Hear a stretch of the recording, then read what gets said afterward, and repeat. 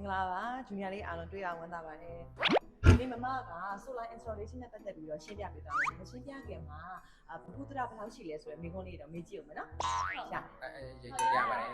ဟုတ်ပါပြီအဲ့တော့ညီမလေးကိုရင်စားမယ်နော် solar တက်ပြီးသွားတဲ့သူတွေရဲ့အစိုးဆုံးအလေးချင်းတစ်ခုကဘာလဲအဲ့ဒါလေဟိုဖုန်းထဲက solar app ကိုတစ်မိနစ်ခါဖွင့်ကြည့်ပြီးတော့မီးဘယ်နှဝက်ထွက်လဲဆိုတာစောင့်ကြည့်ကြည့်ရဟိုအရှင်းဆုံးဆိုလို့ရှိရင်လေဟို stock share စောင့်ကြည့်နေလို့ပေါ့ခင်ကျေးဇူးပဲတော့ညီမလေးအဲ့တော့ညီမလေးမောင်လေးကိုမေးလိုက်အောင်မောင်လေး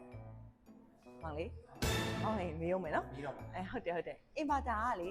ဖန်တန်နေကျဲလာတာတို့အလန်းနေမိတာတို့ဆိုရင် customer ရဲ့ဘာလုပ်တဲ့အဲ့ဒါလားအဲ့ဒါဘယ်လိုလဲဆိုတော့လေဟိုအိမ်နဲ့အမြန်ပြေးဝင်ပြီးတော့လေဘယ်သူမွေးဖို့တိုင်းနေရလဲဘယ်သူရေမော်တာဆွဲနေရလဲ